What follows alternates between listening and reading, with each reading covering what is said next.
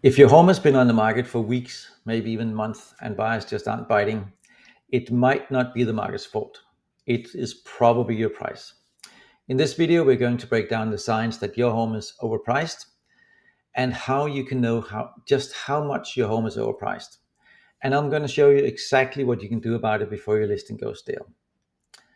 My name is Bent Danholm, and I'm a real estate marketing expert and a broker owner at Maxim Realty Orlando, right here in Central Florida. I work with a lot of homeowners to help them get top dollar for their homes. And I do that not by guessing, but by using empirical data and strategic marketing to find them the most opportune or the most likely buyer to their homes, if you like. Today, I want to help you avoid one of the biggest mistakes that sellers make, and that is pricing too high and not responding correctly to the messages that the market sends them. But let's be honest, pricing your home is a very emotional thing. You know what you've been putting into your home. You remember what your neighbor's house sold for, even if that was 5 years ago, still stuck in your mind. And let's not forget, you probably have a number in your head that feels like your bottom line, the very least that you want for your home. But the truth is, and I know you know this, but the truth is that the market doesn't really care what your number is. The market has no interest in what your bottom line is. The market only responds to one thing, and that is the perceived value of your home. So, how do you know if your home is overpriced? Well, I put together a list of I can't even say that word, 6 telltale signs and what you can do to correct your course if you're experiencing any of these 6 things. 6 things. Sign number one that your home is overpriced is that you're getting absolutely no showings in the first 1 to 2 weeks. If your home has been sitting with zero activity, even in a slow market, that's a huge pricing red flag. And I do assume that you have done all the marketing needed, or your agent's done all the marketing needed. They put you all in all the right places, advertised a lot to the right people, to your most opportune buyer and all that. But people are still not coming to see your home. They're simply just swiping past your home. They might be saving it, but they're not coming to look at it. So it's not actually making it to the so-called maybe list. So if you are properly marketing your home and you can see that a lot of people are responding to your ads, but no one is actually requesting to tour your home, then you most definitely have a pricing issue.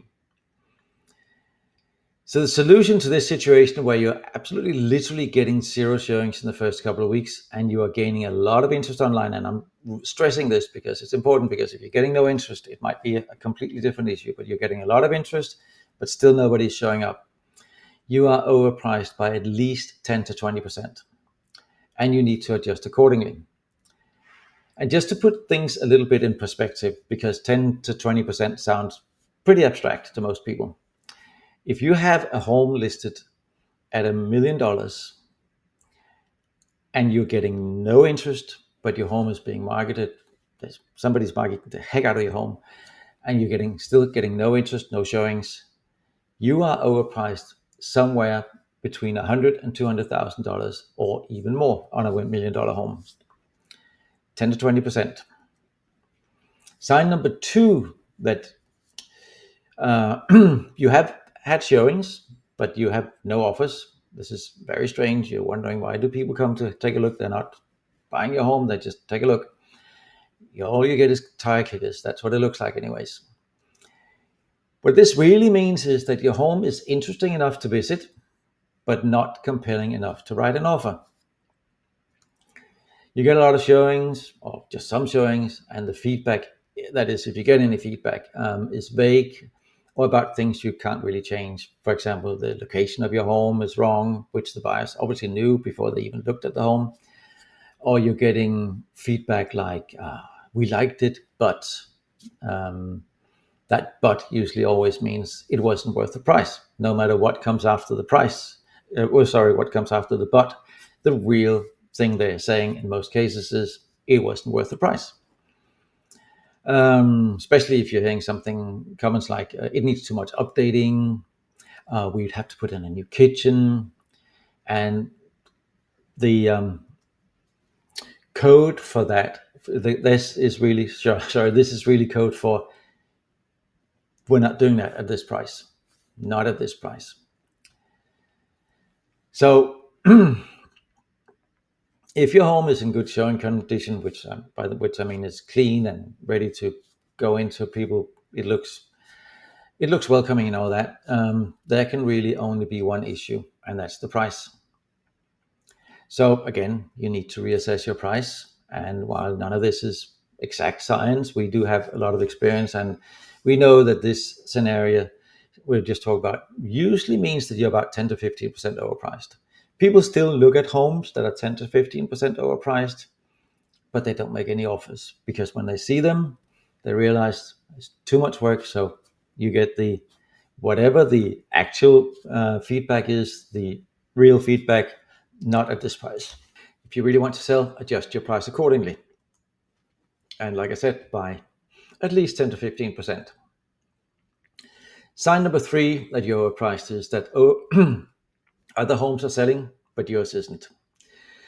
This is the biggest flag. If you have comparable homes, similar homes that are selling in your neighborhood, and you're just sitting there, you're getting showings, you're getting people coming to your house, but your neighbor down the street just closed and they had multiple offers, or next street over in the same community, people sold multiple offers, or just one offer, but they still sold.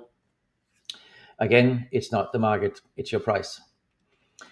In this situation, you need to look at the price per square foot at the comparable sales, especially the ones under contract. Pending listings tell you what today's buyers are saying yes to. But remember one thing, homes that are pending do not show the actual contract price, just the latest listing price. The actual sale price will not appear in the MLS or on Zillow or anywhere else until the home actually closes. So for that reason, you have to assume, especially if you look at sold homes and they sell at a little bit lower than actual listing price. For that reason, you want to position yourself about 2 to 5% under the average price per square foot for similar homes under contract. Because again, pending listings do not show the actual sale price. They only show the last listing price. And especially in a slow market, you have to assume that the contract price was lower than the listing price, especially if the recently sold homes have sold slightly below listing price. So 2 to 5%, you need to get under the average price per square foot for similar homes under contract. Sign number four, you already dropped your price once, but nothing changed. It's probably because you dropped your price too late or too little, or maybe even both. By too little, too late. No matter what the value of your home is or your price of your home is, a $5,000 price cut will not move any needles if buyers thinks that you're overpriced by $30,000. You have to make price adjustments that are notable and are in line with the market and the signals that the market sends you. So make your price decisions based on the gap, not on your comfort zone, because like we talked about before, the market does not care one bit about your comfort zone. It doesn't care one bit about your bottom line. It doesn't care one bit about what you want for your home. It only cares about the perceived value of the home. And if you're overpriced and you want to reduce your price or need to reduce your price, you need to make a bold correction early on so you can recapture that lost momentum you had. Sign number five, your listing has aged past what we can call the fresh window. Online platforms like Zillow and Realtor.com, they show how long a home has been on the market. And once your home crossed that 30 to 45 day mark without action, most buyers start asking themselves, what is wrong with that house? Why did it not sell? Is it falling apart? Is it smelly? What's wrong with it? And usually they don't even want to come and look. So at this point in time, you do need to not only adjust your price and really listen to the market and see what other homes are selling for, what feedback you're getting. Are you overpriced by 5%, 10%, 15%, 20%? No matter what you're overpriced, you need to reduce your price by a little more than the overpricing. But you also need to do something else. You need to repackage your listing. You need to get fresh photos. You need to get a new headline for your listing. You need to update the description. That is all in addition to a price adjustment. And then go back out, relaunch with energy, as we like to say, and really put some effort into your marketing. But remember, if you do not adjust your price and if you do not repackage your listing at this point, you can spend as much money as you want on marketing. It's not going to move anything, because you can put it in front of people as many times as you want. If they think it's too expensive, they're not going to buy. Sign number 6 is if you're emotionally anchored to a specific number. You picked your price because you need to make $100,000, or we need to make what we paid plus renovations. As I said before, that number has nothing to do with what the market is willing to pay. And quite honestly, just like when you're looking at a house that you're buying, buyers don't give a shit. They don't care at all. They want to pay what they perceive the value of the home is. Just like when you're buying a home, you want to pay what you perceive the value is. So you need to put yourself in the buyer's shoes. If you're too anchored to a specific number, do I even want to sell my house? And if I do, where do I need to be in order to sell my house? So at this point in time, really look at the numbers and the feedback and figure out where you are, how much you're overpriced based on what we talked about before. And sometimes the biggest win you can get in when selling a home is selling for a price that's fair right now before the market shifts again. So that was all I had for today. And if this kind of honest, data-driven, and straightforward real estate advice is helpful, then maybe subscribe to my channel and hit that little notification bell and give my video a thumbs up. Every time I post, I look at, or even in between posts, I look at all the comments I get. I look at all the likes, I look at all the shares, and I use that to determine what I think people want to see. But if you comment below and tell me what you like and didn't like about my video, we can get even further and I can tailor videos to what you actually want to watch. And I try to post every week with insights that you can actually use. So if you find that useful, follow me, give me a thumbs up, and put on that little notification bell. And remember, if you have no showings, you are invisible at your price point. If you have showings but no offers, buyers simply don't see the value. If you get feedback like needs work or not right location because they knew the location when they went to see your house, you're overpriced. If other homes are selling faster, you're overpriced. There's no two ways about it. And one small price drop will not fix your issue. Strategy matters, and you need to align yourself with the market.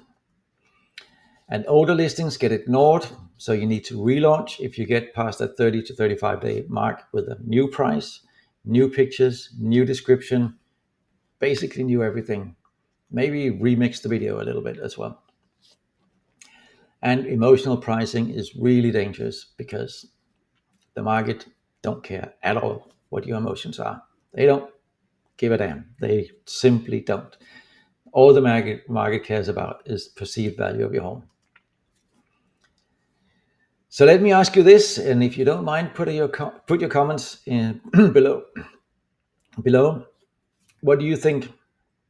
What do you think is the hardest part about pricing a home? Is it the emotional attachment to the home? Is it the market uncertainty?